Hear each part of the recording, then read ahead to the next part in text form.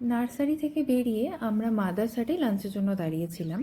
সেই সকালবেলায় শঙ্কর মিষ্টান্ন প্রতিষ্ঠানে ব্রেকফাস্ট করার পর কিন্তু আমরা সেরকমভাবে কিছুই খাইনি, আর সারাদিনে যা টুকটাক কাজ ছিল সেগুলো কমপ্লিট করে গাছপালা কিনে আমরা যখন মাদারসাটে পৌঁছাই তখন প্রায় 3:30 বেজে গেছে। সকলেরই প্রচণ্ড খিদে পেয়ে গেছে।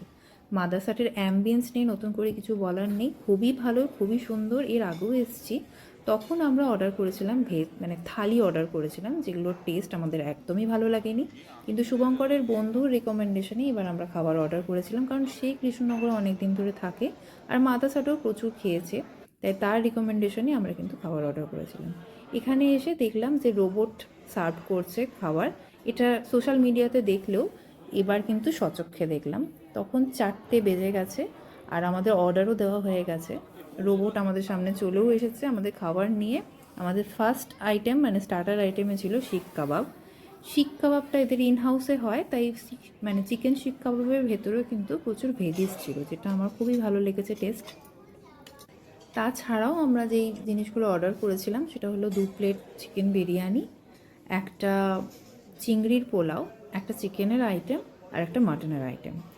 চিংড়ির পোলাওটা স্পেসিফিক্যালি শুভঙ্করের বন্ধুর রিকমেন্ডেশন ছিল, অনবদ্য খেতে হয়েছিল, প্রচুর চিংড়ি ছিল। 1 প্লেট অর্ডার করা হয়েছিল, কিন্তু যা পরিমাণ ছিল 4 জনে সাফিসিয়েন্টভাবে আমাদের কিন্তু হয়ে গেছিলো।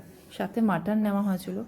আমি না রেস্টুরেন্টের মাটন একদমই খাই না, খেতামও না, কিন্তু ওরা বললো বলে 1 পিস নিয়েছিলাম। সত্যি কথা বলতে রেস্টুরেন্টের মাটন নিয়ে এর আগের আমার রিভিউ সব জায়গায় খারাপ, কিন্তু সত্যি এই মাদারসাটের কিন্তু রিভিউ খুবই ভালো। মানে মাটনটা সুসিদ্ধ, কোনো গন্ধ নেই, আর এই চিংড়ির পোলাওয়ের সাথে মাটনটা জাস্ট অনবদ্য লাগছিল। আমার সবচেয়ে ভালো তো এই দুটো কম্বিনেশনই লেগেছে। তাছাড়াও আমরা বিরিয়ানি অর্ডার করেছিলাম, মানে 2 প্লেট বিরিয়ানি অর্ডার করা হয়েছিল, চিকেন বিরিয়ানি। তো চিকেন বিরিয়ানিটাও ভালো হয়েছে, আমি বলবো না যে আপ টু দ্য মার্ক মানে দুর্দান্ত খেতে, কিন্তু হ্যাঁ একদম বাজে খেতেও নয়। আর প্রতিটা খাবার তো গরম তো ছিলই।